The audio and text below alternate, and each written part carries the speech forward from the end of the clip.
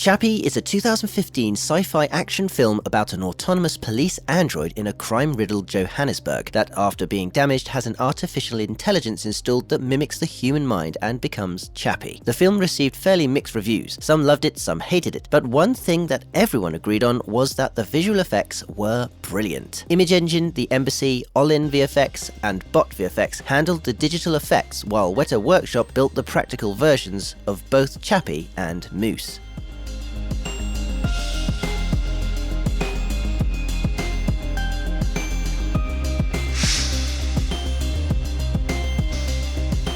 Contrary to the norm, where the VFX team would measure and match a physical robot model, in CHAPPiE, the digital version of CHAPPiE was built before the physical one. Weta Workshop had actually been working on CHAPPiE's character design on and off since 2010, basing the design on the director's previous short films Tetra Vaal and Tempbot. Once they had overall designs approved, Weta sent them to Image Engine, who then blocked out the models and began working on the finer details. The team really wanted CHAPPiE to look and feel like a real robot, so they paid special attention to the rigging, making sure they found out how far each joint could move and ensuring that CHAPPiE had a full range of movement, without cheating and using ball joints or allowing parts to crash into one another as long as they weren't seen. Once Image Engine was happy with the design and range of movement, they worked with Weta Workshop to create files suitable for 3D printing. Weta then used a Projet and an Eden printer for the smaller parts and their own home-built 3D printers for the larger ones. Almost every part of the robot was 3D printed, and a total of 19 full robots were built. Throughout the film, CHAPPiE suffers different levels of damage. He gets shot, spray painted, firebombed, and even blinged out. So each of these 19 practical robots were painted and damaged in different ways. And then Image Engine applied these changes to the digital versions. The practical versions were invaluable, not only because they allowed the team to physically damage them, see the true result of the damage, and then transfer it to their digital versions, they also allowed the team to measure the grey levels of the robots. Grey levels are values from 0 to 255 and indicate the brightness of a pixel. These levels could then be measured against the grey levels of the grey suit worn by the actor playing CHAPPiE.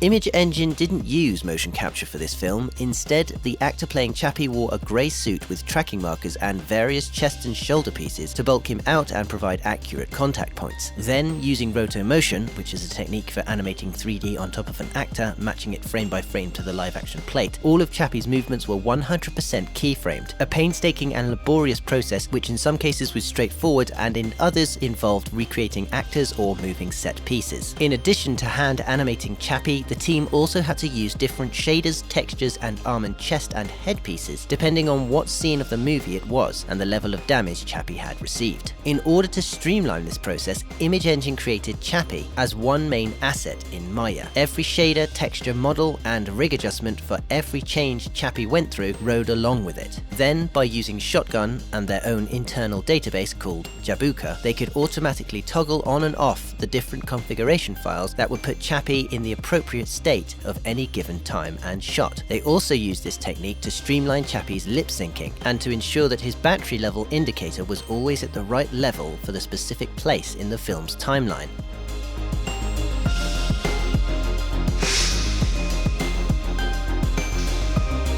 When watching the film, you can't help but notice how well CHAPPiE sits in every scene. This is mainly because of the way the asset was lit. Typically, the VFX team would have a grey ball, a colour chart, and a HDRI to work from. But for CHAPPiE, they got a lot more. They took dual height HDRIs, which allowed them to triangulate objects and light positions. They also photo-scanned the set locations, which, together with the survey data, allowed them to create a low-res version of the set that lighting artists could then use to set up the scene and environment-based light rigs. They also took HDRIs along the paths of movement. For example, in a scene where CHAPPiE walked through a room, the VFX team would follow the same route through the room, taking multiple HDRIs. This data was then used to recreate the light there was on the physical set and reprojected onto CHAPPiE, allowing him to actually walk through the different light sources that were on the physical set. In total, there were 25 scenes and 70 different environment setups. By creating these base lighting rigs, they streamlined the whole lighting process, allowing lighting artists to concentrate on making aesthetic choices and really fine-tuning every shot.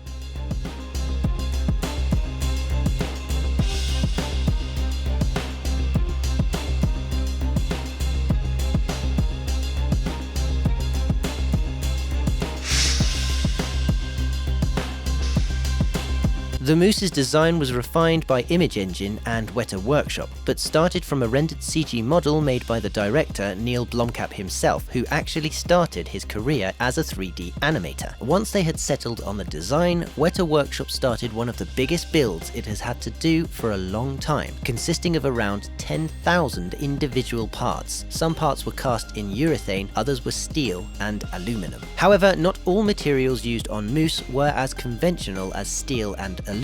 For the cooling radiators, Weta found that they couldn't just bend wires to emulate the radiator fins, so instead they used ramen noodles. They took 5 blocks of ramen noodles, painted them black, and then gave them a quick spray of silver. Moose couldn't be inserted into the live-action plates using the same methods as with CHAPPiE, because on the one hand, there isn't an actor who is physically big enough to occupy the same amount of frame as Moose, and on the other hand, Moose had to fly. To overcome these problems, Image Engine used both new school and old school solutions. For the shot where Moose is flying, they used a drone to help with framing and to give something for the actors to react to. For the scenes on the ground, a huge plywood cutout was used to give everyone an idea of Moose's dimensions, and then a VFX crew member stood with a 3-meter pole and a tennis ball on the end during rehearsal to block out Moose's position and give the actors something to use as an eyeline. The intention was for him to be out of shot when the cameras were rolling, but the actors wanted him to stay in for reference, so they ended up having to paint him out in post. Whether you think CHAPPiE is a great film or whether you thought it was a bad film, you have to appreciate the amount of time, skill and attention to detail that the practical and visual effects teams put into this movie. And just for that reason alone, this film is worthy of admiration.